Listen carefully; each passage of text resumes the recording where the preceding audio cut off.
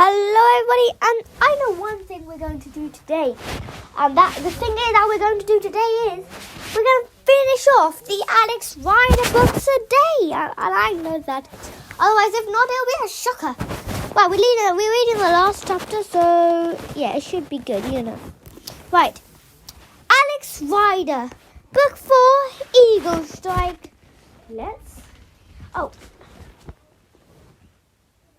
Book 4. Eagle Strike, chapter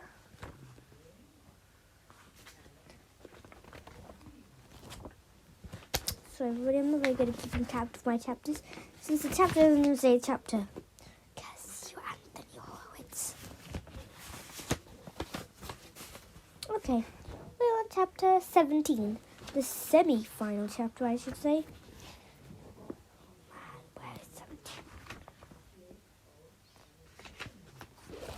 Oh man, I don't even know. Sorry everybody, this is going to take a time. Page 2. Ooh, 97. 297. Chapter 17. Fasten your seatbelts. The missiles had been activated all over America, in deserts and in mountains, on roads and valleyways, even out at sea. The launch sequences began automatically. Bases in North Dakota, Montana, Wyoming suddenly went onto red alert. Sirens howled, computers went into frantic overdrive. It was the start of a panic that would spread in minutes all around the world. And one by one, the 25 rockets blasted into the air in a moment of terrible beauty. Oh, and terrible beauty. All of them blasted.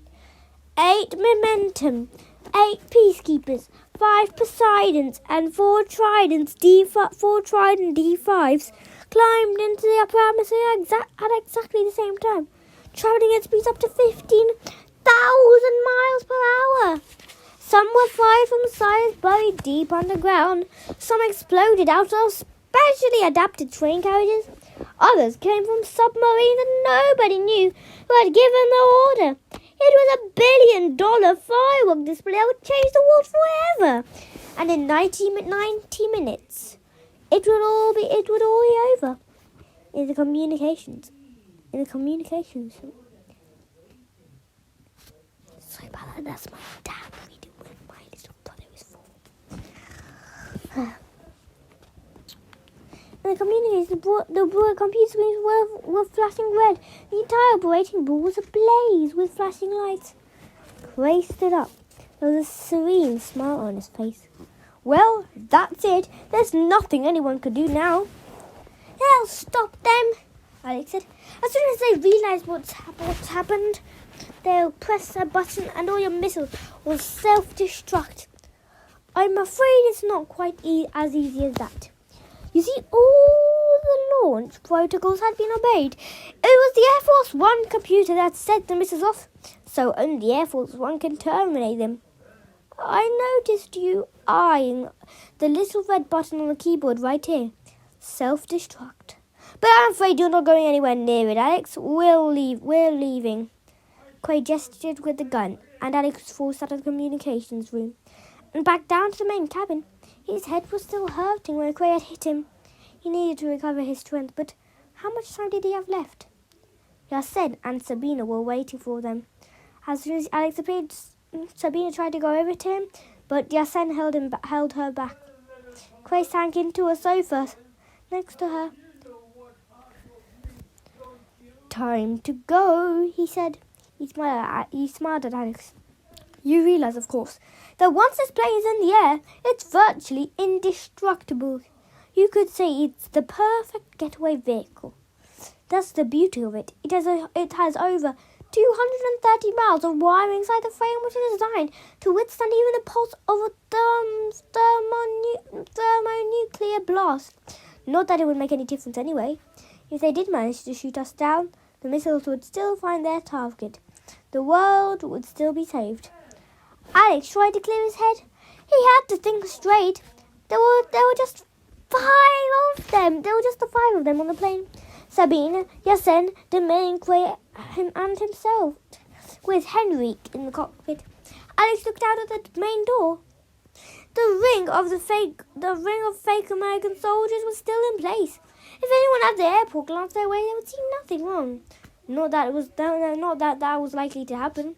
The authorities must still be concentrating on the cloud of deadly nerve, that gas that didn't in fact exist.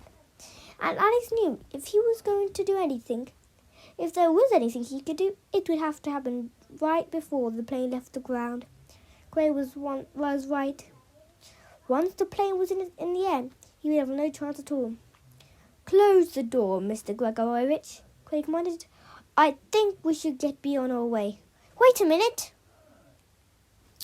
Ike started to get to his feet, but Gray signaled to him to sit down.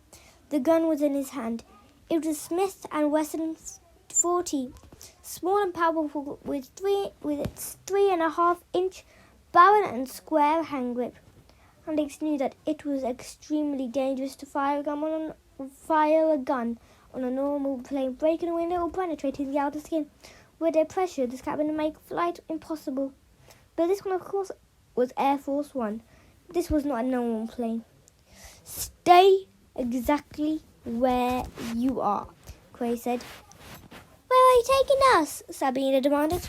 Gray was still sitting on the sofa next to her. He obviously thought it would be better to keep her on the sofa next to her. He obviously thought it would be better to keep her and Alex apart. He reached out and ran a finger across her cheek. Sabina shuddered. She found him revolting and didn't care if he knew. "We're going to Russia," he said. "Russia?" Alex looked puzzled. "A new life for me and a return home for Mr. Gregorowitz." Gray licked his lips. "As a matter of fact, Mr. Gregorowitz will be something of a hero." "I rather doubt that." Alex couldn't keep the scorn out of his voice. "Oh yes, heroin is smuggled into the country, I am told, in lead-lined coffins, and the border of guards simply look the other way. Of course they're paid. Corruption is everywhere. Drugs are 10 times less expensive in Russia than they are in Europe, and there are at least 3.5 million addicts in Moscow and St. Petersburg. Mr. Gregorowitz will be ending a problem that has almost brought his country to its knees. I know that the president will be grateful, so you see. It looks as if the two of us are going to live happily ever after, which I'm afraid is more than can be said for you." Yasen closed the door. Alex watched as he pulled the lever down, locking it. Doors to automatic," said Yasen. There was a speaker system active in the plane. Anything that was said in the main cabin could be heard in the cockpit. Alex and sitting at the flight deck. Henrik flipped the switch so that his voice too could be heard throughout the plane. This is your captain speaking," he said. "Please fasten your seatbelts and prepare for takeoff." He was joking. A grisly power of a real departure. "Thank you for flying with Gray Airlines. I hope you have a pleasant flight." The engines started up. Out of the window, Alex saw the soldiers scattered and run back to the trucks. Their work was done. They would leave the airport and make their way home to Amsterdam. He glanced at Sabina. She was sitting very still, and he remembered that she was waiting for him to do something. "I know things. You have to leave everything to me." That was what he had told her. How very hollow those words sounded now. Air Force One was equipped with 4 huge engines. Alex heard them as they began to turn. They were about to leave. Desperately he looked around him at the closed door with its white lever slanting down, at the stairway leading up towards the cockpit, at the low tables and neatly arranged lines of magazines, at the trolley with its bottles and glasses. Gray was sitting with his legs slightly apart, the gun resting on his thigh. Yasen was just standing by the door. He had the second gun. It was in one of his pockets, but Alex knew that the Russian could draw, aim and fire before he had time to blink. There were no weapons inside, nothing again he could get his hands on hopelessly. The plane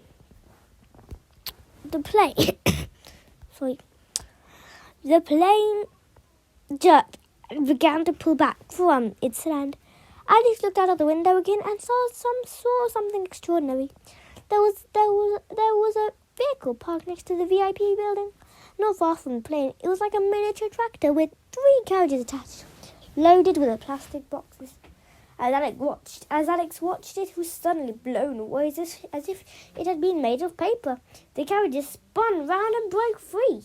The tractor itself crashed onto its side and skidded across the tarmac. It was the engines. Normally a plane of this size would have been towed to an open area out of harm's way before it began to taxi. Claire, of course, wasn't going to wait. Air Force One had been put into reverse thrust on the engines with a thrust rating of over 200,000 pounds. Was so powerful they could blow away anything or anyone who came near. Now it was the turn of the VIP building itself. Windows shattered, the glass exploding inwards. A security man had come out, and I saw him thrown back like a plastic shot soldier fired from an elastic band. A voice came through on the speakers inside the cabin. Henrique must have connected up the radio so that they could hear. This is traffic control for Air Force One. This time is you have no clearance to taxi. Please stop immediately. The stairs that they had climbed to board, the plane toppled to one side, crashing onto the tarmac. The plane was moving more quickly now, backing out onto the main apron. This is air traffic control to Air Force One. We repeat, you have no clearance to taxi. Can you please state your intentions? They were out in the open, away from the VIP lounge. The main runway was behind them. The rest of the airport must have been almost a mile away. Inside the cockpit, Henrique put the plane in forward thrust, and then felt the jolt and heard the whine of the engines, and felt the end of the whine of the engines. Once again they began to move. Quay was humming to himself, his eyes vacant, lost in his own world. But the Smith & Wesson was still in his hand, and Alex knew that the slightest movement would bring in an instant response. Yasin hadn't stirred. He almost seemed wrapped up in his own thoughts. As if he was trying to forget that this was happening. The plane began to pick up speed, heading for the runway.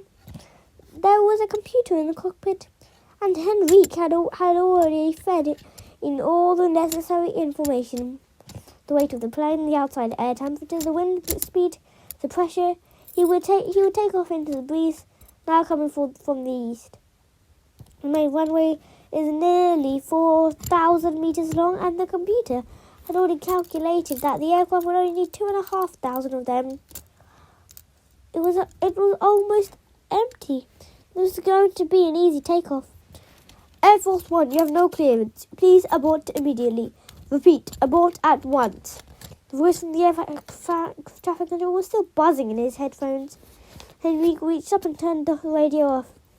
He knew that an emergency overdrive would have gone into operation and any other planes would be diverted out of his way.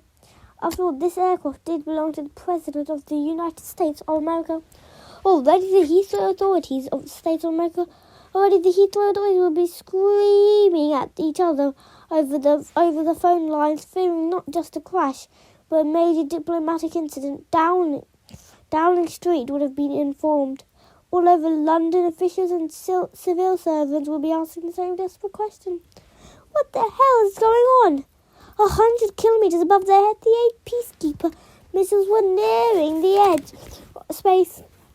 2 of their rockets had already burnt out and separated, leaving only the last sections where their deployment models and protective shrouds. The Momentum and the other missiles that Quay had fired weren't far behind them. All of them carried top secret and highly advanced navigation systems. On board, computers were already calculating trajectories and making adjustments. Soon, the missiles would turn and look into their targets. And in 80 minutes, they would fall back to Earth. Air Force One was moving rapidly now, following the taxi path to the main runway. Ahead was the holding point, where it would make a sharp turn and begin pre-flight checks. In the cabin, Sabina examined Quay as if seeing him for the first time. Her face showed only contempt. "I wonder what they'll do to you when you get to Russia," she said. "What do you mean?" Quay asked. "I wonder if they'll get rid of you by sending you back to England, or just shoot you and be done with it." Quay stared at her. He looked as if he had been slapped across the face. Alex flinched, fearing the worst that it came. "I've had enough of these gutter snips," Quay snapped. "They're not amusing me anymore." He turned to Yasen. "Kill them!" Yasen seemed to not have heard. What? He asked. "You heard me. I boiled them. Kill them now!" The plane stopped. They had reached the holding point. Kenrick had heard the instructions being given in the main cabin, but he ignored what was happening as he went through the final procedures, lifting the elevators up and down, turning the aliens. Oh, you're turning the aliens. He was seconds away from takeoff. As soon as he was satisfied the plane was ready, he would push down the four thrust levers, and they would rocket forward. He tested the rudder pedals and the nose wheel. Everything was ready. "I do not kill children," Yasin said. Alice had heard him say the exact same thing on the boat in south of France. He hadn't believed him there, but he wouldn't know what was going on inside the Russian's mind. Sabina watched Alex intently, waiting for him to do something, but trapped inside the plane, with the whine of the engines was already beginning to rise. There was nothing he could do. Not yet. "What are you saying?" Quay demanded. "There's no need for this," Kiasen said. "Take them with us. They can do no harm." Why should I take them all the way to Russia? "We can lock them in one of the cabins. You don't need to see them." "Mr. Greg Horowitz." Quay was breathing heavily. There was a bead of sweat on his forehead, and his grip on the gun was tighter than ever. "If you don't kill them, then I will." Yasin didn't move. All right, Quay sighed. "I thought I was meant to be in charge, but it seems that I have to do everything myself." Quay brought the gun up. Alex got to his feet.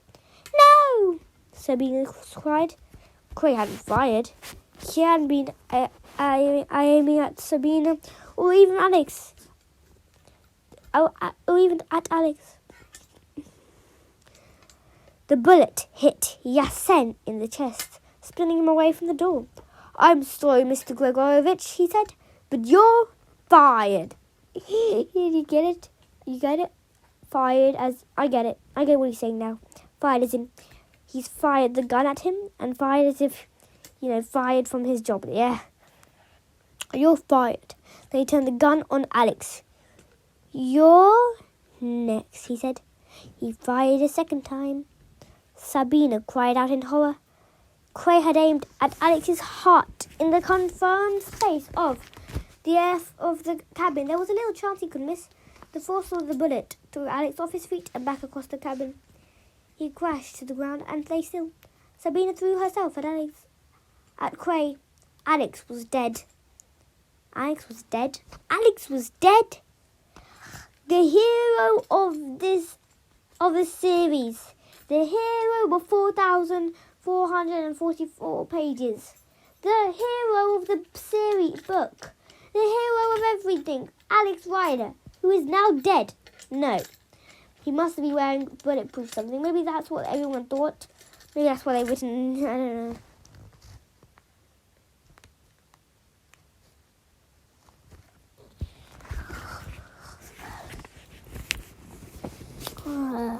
The plane was taken off. Nothing mattered anymore.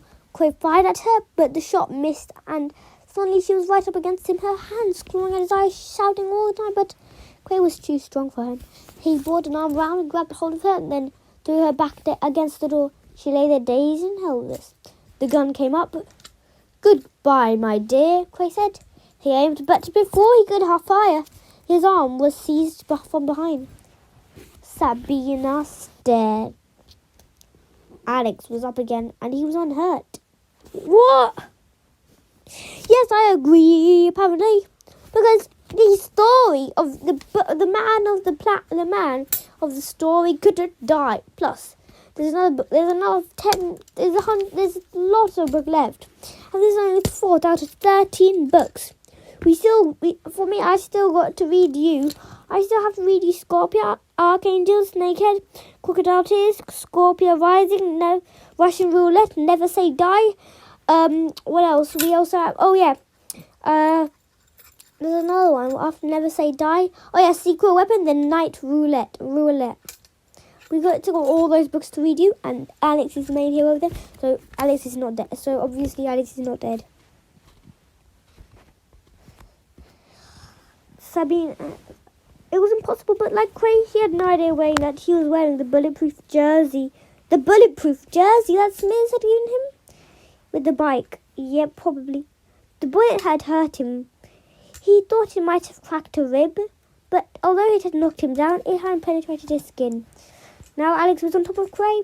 The man was small, only a little taller than Alex himself, but even so, he was thickest and surprisingly strong. Alex managed to get one hand against Cray's wrist, keeping the gun away from him.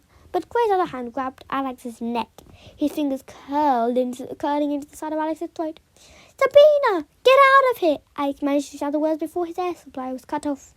The gun was out of control. He was using all his strength to stop Cray from aiming it at him, and he wasn't sure how much longer he would be able to hold him off. Sabina ran over to the main door and pulled up the right handle to open it. At the exact moment in the cockpit, Henrique pushed the 4 thrust levels all the way down from where he sat. The runway stretched out in front of him.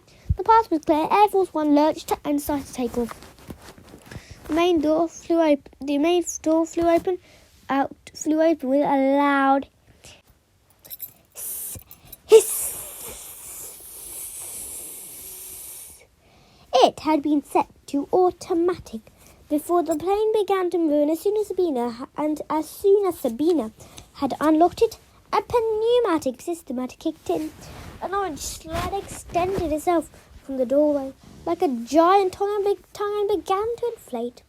The emergency slide, wind and dust rushed in, and in a miniature tornado that whirled madly through the cabin.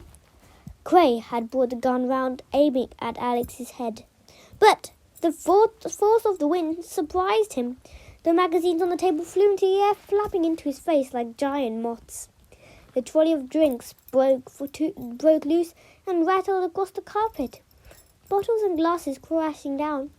Cray's face was contorted, his perfect teeth in a twisted snarl, his eyes bulging. He swore, but no sound could be heard against the roar of the engines.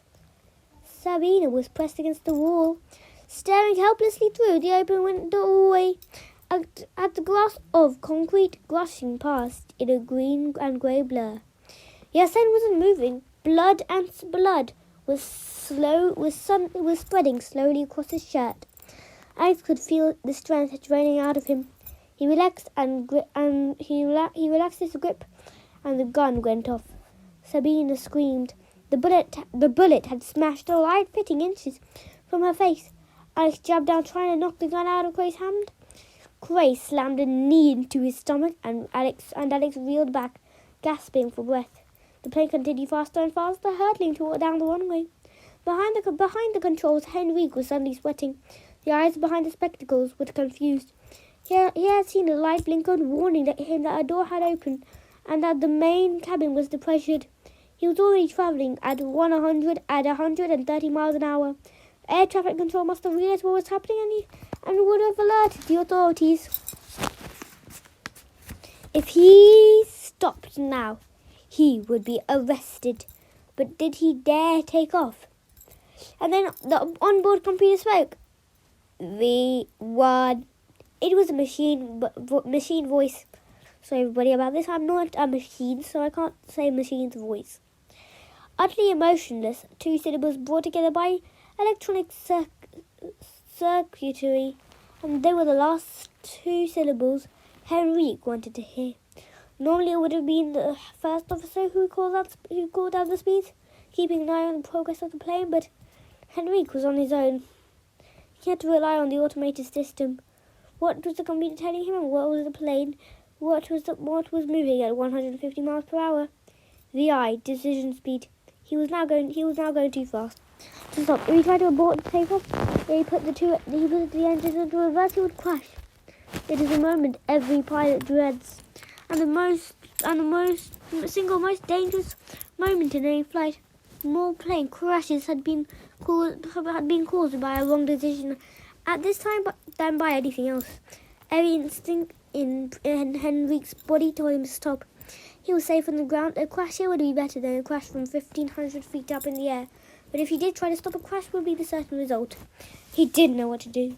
The sun was setting in the town of Quetta in Pakistan, but the life in the refugee camp was as busy as ever. Hundreds of people clutching blankets and stoves made their way through a miniature city of tents, while children, some of them in rags, queued for vaccinations. A row of women sat on benches working on a quilt, beating and folding the cotton. The air was cool and fresh in the Patke hills of Myanmar. The country had been once been Burma, 1,400 meters above sea level. The breeze carried the scent of pine trees and flowers. It was 9:30, and most people were asleep. A few shepherds sat along with their flocks. Thousands of stars littered the night sky. In Colombia, in the Uraba region, another day had dawned, and the smell of chocolate wafted down the village street. The campesinas, the farmers' wives, had begun working at dawn, toasting the cacao beans and then splitting the shells. Children were drawn to their rooms' doors, taking in the rich, irresistible scent. And in the highlands of Peru, north of Arequipa, families in colourful clothes made their way to the markets, some carrying the little bundles of fruit and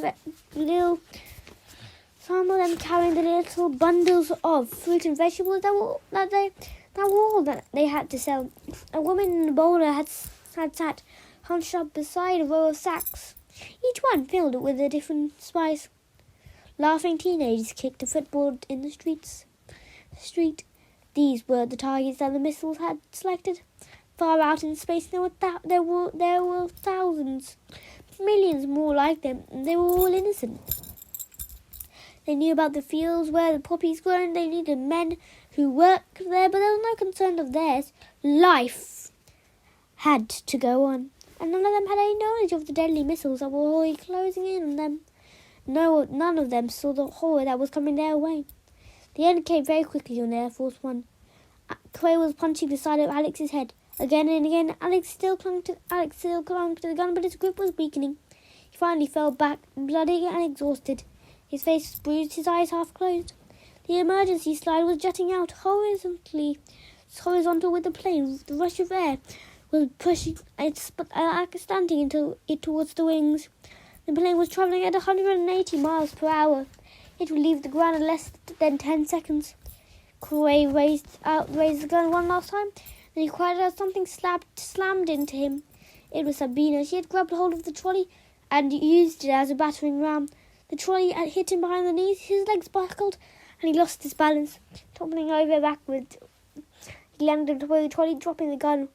Sabina dived forward, determined that he would fire another shot. That was when Alex rose up. It quickly gorged his distant angle. He knew what he had to do. When Quay threw himself forward, his arms outstretched, his palms standing at the side of the trolley, Quay yelled out. The trolley shot across the main area of the cabin, and with Quay still on top of it, and out the door. And it didn't stop there. The emergency was slanted gently towards the ground that was shooting far below. It was held in place by the rushing wind and by the compressed air inside it. The trolley bounced out out onto the slide and began to roll down. Alex staggered over the door just in time to see Gray bring his fair ground ride to hell. The slide carried him halfway down. The force of the wind tilting him back towards the wings. DeMay and Quay came into the general area of Engine 2. The last thing DeMay and Quay saw was the engine's gaping mouth. The last thing he saw was the engine's gaping mouth. Then the wind rush took him in. With a dreadful, inaudible scream, he was pulled into the engine. The trolley went with him. Quay was mincemeat. More than that, he was vaporized. In 1 second, he had been turned into a cloud of red gas that dissipated into the atmosphere. There was simply nothing left, but the metal trolley offered more resistance. There was a bang like a cannon shot. A huge tongue of a flame exploded out of the back as the engine was torn apart. That was when the plane went out of control. Henrik had decided to abort takeoff and was trying to slow down, but now it was too late. An engine on one side suddenly stopped. Both engines on the other side were still on full power. In the imbalanced sent the plane lurching violently to the left. Alex and Sabina were thrown to the floor. Lines fused and sparked all around them. Anything that wasn't securely fastened whirled through the air. Henry fought for control, but it was hopeless. The plane veered away and left the runway. That was the end of it. The soft ground was unable to support such a huge load. With a terrible sharing of metal, the undercarriage broke off and the whole thing toppled onto the one side. The entire cabin twisted round and Alex fell to the floor, tilt beneath him. Tilt beneath his feet. It was as if the plane was turning upside down, but finally it stopped. The engines cut out. The plane rested on its side, and the scream of sirens filled the air as emergency vehicles raced across the tarmac. Alex tried to move, but his legs wouldn't obey him. He was lying on the floor, and he could feel the darkness closing in on him. But he knew he had to stay conscious. His work wasn't finished yet. Sab, he called out to her and was relieved when she got to her feet and came over. Alex, you have to get to the communications room. There's a button, self-destruct. For a moment she looked blank, and he took hold of her arm. The missiles! Yes, of course! She was in shock. Too much had happened. But she understood. She staggered up the stairs, balancing herself against the side walls. Alex lay where he was. And then Yasen spoke. Alex! I didn't have enough strength left to be surprised. He turned his head slowly, expecting to see a gun in the Russian's hand. It didn't seem fair to him. After so much, was he really going to die now? Just when help was on its way? But up against the table, he was covered in blood now. There was a strange quality to his eyes as the blue slowly drained out. Yasen's skin was even paler than usual, and as the head tilted back, Alex noticed for the first time that he had a long scar on his neck. It was dead straight, as if it had been drawn with a ruler. Please. Yasen's voice was soft. It was the last thing he wanted to do, but Alex crawled through the wreckage of the cabin and over to him. He remembered that Quay's death and the destruction of the plane. It only happened because Yasen had refused to kill Sabina and him. What happened to Quay? Yasen asked. He went off his trolley, Alex said. He's dead. Very. Yasen nodded as if pleased. I knew it was a mistake working for him, he said. I knew. He fought for breath, but now anxious for a moment. There's something I have to tell you, Alex. He said the strange thing was that he was speaking absolutely normal, as if there was a quiet conversation between his fellows. Despite himself, Alex found himself marveling at the man's self-control. He must have only minutes to live. Then Yasen spoke again, and everything in Alex's life changed forever. I couldn't kill you, he said. I would never kill you because you see, Alex, I knew your father. What? Despite his exhaustion, despite all the pain from his injuries, I felt something shiver through him. Your father, he and I, Yasen had to catch his breath. We worked together. He worked with you? Yes. You mean he was a spy? Not a spy, no, Alex. He was a killer. Like me. He was the very best. The best in the world. I knew him when I was 19. He taught me many things. No. Alex refused to accept what he was hearing. He had never met his father, knew nothing about him, but what Rosanna was saying couldn't be true. It was some sort of horrible trick. The sirens were getting nearer. Well, the first of the vehicles must have arrived. He could hear men shouting outside. I don't believe you, Alex said. My father wasn't killed. He couldn't have been. I'm telling you the truth. You have to know. Did you work for MI6? No. The ghost of a smile flickered across Yasin's face, but it was filled with sadness. MI6 hunted us down. They killed him. They tried to kill both of us. At the last minute I escaped, but Yasin nodded. They killed your father, Alex. No! Why would I lie to you? Yasin reached out weakly and took hold of Alex's arm. It was the first physical contact the two had ever had. Your father, he did this. Yasin drew a finger along the scar on his neck, but his voice was failing like him, and he couldn't explain. He saved my life. In the way I loved him. I love you too, Alex. You're so very much like him. And that you're here with me now. The reports and the spasm of face rippled across the lines around the face. There was one last thing he had to say. If you don't believe me, go to Venice, find Scarpia, and you will find your destination. Yes, then shut his eyes, and Alex knew he would never open them again. In the communications room, Sabine found the button and pressed it in space. The first of the momentum blew itself into 1,000 pieces. A brilliant sound, this explosion. Seconds later, the other missiles did the same. Air Force One was surrounded. A fleet of mighty vehicles had reached here, and two of the trucks were spraying it down, covered it in a torrent of white foam. But I didn't know any of this. He was lying quietly next to Yasin. His eyes closed. He had quietly and thankfully passed out. Chapter 18. Richmond Bridge. The swans really weren't going anywhere. They seemed happy to just to circle slowly in the sunshine, occasionally dipping their beaks under the surface of the water, searching for insects, algae, whatever. I had been watching them for the last half an hour, almost hypnotized by them. He wondered what it was like to be a swan. He wondered how they managed to keep their feathers all so white. He was sitting on a bench beside the Thames just outside Richmond. This was where the river seemed to abandon London, finally leaving the city behind it on the other side of Richmond Bridge. Looking upstream, Alex could see fields and woodlands, absurdly green, spread out in the heat of the English summer.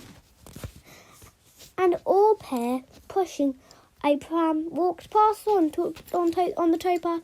She noticed Alex, and although her expression didn't change, her hands tightened on the pram, and she very slightly quickened her pace.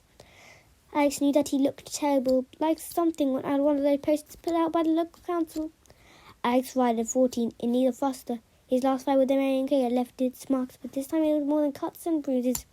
They would fade like others had faded before, but this time he had seen the whole life bent out of shape. He couldn't stand thinking about Yasin Gregorovich.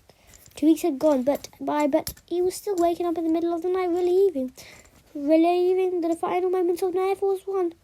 His father had been a contract killer, murdered by the very people who had now taken his own over his own life. It couldn't be true. Yasin must have been lying, trying to wound Alex and revenge for what had happened between them. Alex wanted to believe it, but he had looked into the dying man's eyes and had seen no deceit. The sight, only a strange sort of tenderness and desire for the truth to be known. Go to Venice, find Scarpia, find your destiny. It seemed Alex that his only destiny was to be lied to and manipulated by adults who cared nothing about him. Should he go to Venice? How would he find Scarpia? For that matter, was Scarpia a person or a place?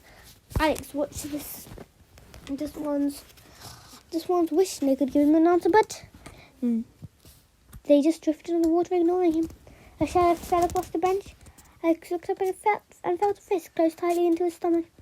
Miss Jones was standing over him. The MI6 agent was dressed in grey silk trousers with a matching jacket that hung down to her knees. It was almost like a coat. There was a silver pin in her label, but no other jewellery. It seemed strange for her to be out here in the sun. He didn't want to see her. Along with Alan Blunt, she was the last person I wanted to see. May I join you? She said. She asked. It seems you already have, I said. She sat down next to him. Have you been following me? Alex asked. He wanted to see if she had known he would be here, and it occurred to him that he might have been on the round-the-clock surveillance for the past fortnight. It wouldn't have surprised him. No, your friend Jack's Horowitz told me you'd be here. I'm meeting someone. Not until 12. Jack came in to see me, Alex. You should have reported to Liverpool Street by now. We needed to brief you. There's no point reporting to Liverpool Street, I said briefly. There's nothing, is there? Just the bank, Miss Jones answered. That was wrong of us, she said. I turned away. I know you don't want to talk to me, Alex, but Miss Jones continued. Well, you don't have to, but will you please just listen? She looked anxiously at him. She said nothing. She went on. It was true that we didn't believe you when you came to us, and of course we were wrong. We were stupid. It just seemed so incredible that a man like the Mayor Cray could be a threat to the national security. He was rich and he was eccentric. Nevertheless, he was only a pop star with attitude. That's what we thought. But if you think that we ignored you completely, Alex, you're wrong. Alan and I have different ideas about you. To be honest, if it had been my choice, we'd never have you involved in it. In the first place, not even in that business with the Stormbreaker. That's not the issue here. She took a deep breath. After you had gone, I decided to take another look at the Mayor Cray. There wasn't a great deal I could do without the right authority, but I had him watched all his movements. You were reported back to me. I heard you were at Hyde Park in that dome when the Gaines play was launched. I saw the police report on a woman, the journalist, who was killed. It just seemed like an unfortunate coincidence. Then I was told there had been an incident in Paris. A photograph of an assistant killed. Meanwhile, the Mayor Cray was in Holland. And next thing I knew, the Dutch police were screaming about some sort of high-speed chase in Amsterdam. Cars and motorbikes chasing a boy on a bicycle. Of course I knew it was you, but I still had no idea what was going on. And then your friend Sabine has disappeared out with Whitchurch Hospital. That really got the alarm bells ringing. I know you're probably thinking we are absurdly slow, and you're right. But every intelligence service in the world is the same when they act. They're efficient, but often they get started too late. That was the case here. By the time we came to bring you in, you were already with Cray in Wiltshire. We spoke to your house, we rejected, we went straight to his house, but we missed you again. This time we had no idea where you'd gone. Now we know, of course, Air Force One. The CIA had been going crazy. Alan Blunt was called in to see the Prime Minister last week. Maybe that he was forced to resign. Well, that breaks my heart, Alex said. Miss Jones ignored this. Alex, what have you been through? I know it's been very difficult for you. You're on your own. That should never have happened. The fact is, you have saved millions of lives. Whatever you're feeling now, you have to remember that. It might be even true that you saved the world. God knows what consequences would have been if Grace had succeeded. Anyway, the President of the United States would very much like to meet you, and so for that matter, with the Prime Minister. And for what it's worth, you've even been invited to the palace. If you want to go, of course, nobody else knows about you. You're still classified, but you should be proud of yourself. What you did was amazing. What happened to Henrik? Alex asked. The question took Miss Jones by surprise, but it was the only thing he didn't want to know. I just wondered, he said. He's dead, Miss Jones said. He was killed when the plane crashed. He broke his neck. Well, that's that then. Alex turned to her. Can you go now? Jack is worried about you, Alex. So am I. Maybe that you need help coming to terms with what happened. Maybe some sort of therapy. I don't want therapy. I just want to be left alone. All right. Miss Jones stood up. She made one last attempt to read him before she left. This was the fourth occasion she had met Alex at the end of an assignment. Each time she had known that he must have been in some way damaged, but this time something worse had happened. She knew there was something Alex wasn't telling her. And then, on an impulse, she said, "You were on the plane with yesterday when he was shot. Did he say anything before he died?" "What do you mean? Did he talk to you?" Alex was saying lie. "No, he never spoke." Alex was Charlie, so it was true what I had said. Her last question had proved it. He knew who he was. The son of a contractor. Sabine was waiting for him under the bridge. He knew that this was going to be a brief meeting. There was nothing really left to say. "How are you?" she said. "I'm okay. How's your dad?" "He's a lot better." She shrugged. "I think he's going to be fine. And he's not going to change his mind." "And he's not going to change his mind?" "No, Alex, we're leaving." Sabrina told him on the phone the night before she and her parents were leaving the country. They wanted to be on their own to give her father time to recover fully. They had decided it would be easier for him to begin a new life. At church in San Francisco, Edward had been offered a job by a big newspaper there, and there was more good news. He was writing a book, The Truth About Dominion Cray. He was going to make him a fortune. When do you go?" Alex asked. "Tuesday." Sabrina brushed something out of her eye, and Alex wondered if it might have been a tear.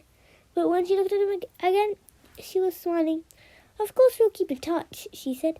"We can email, and you can always come out if you want a holiday. As long as it's not going to be the last one," I said. It'll be weird going to an American school." Sabrina broke off. "You're fantastic on the plane, Alex," she said suddenly. "I couldn't believe how brave you were when Craig was telling you all those crazy things. You didn't even seem scared of him." She stopped. "Will you work for MI6 again?" she asked. "No." "Do you think they'll leave you alone?" "I don't know, Sabina. It was my uncle's fault, really. He started all these years ago, and now I'm stuck with it." "I still feel ashamed about not believing you," Sabina said. I understand now what you must have been going through. They made me sign the official Secrets Act.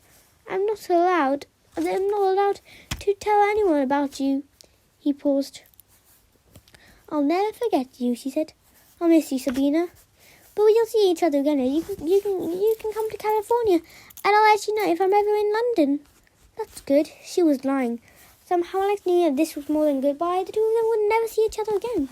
There was no reason for it. That was just the way it was going to be. She put her arms around him and kissed him. "Goodbye, Alex," she said. He watched her walk out of his life. Then he turned and followed the river past the swans and out into the countryside. He didn't stop, or nor did he look back. Woo, woo, woo. Finish the book, everybody. So bye, everybody, and thank you for listening to this book. Our next book I'll be reading with you it's called Scorpia, and in the blurb it says Alex has just 90 minutes to save the world. Though I'm not sure that I know now that I think I know what he means now. Yasen is dead. Henrique is dead. Sabina walked out his life, and Alex is going to a new place called Scorpia. So bye everyone, and thank you for listening to the end of this book. Bye.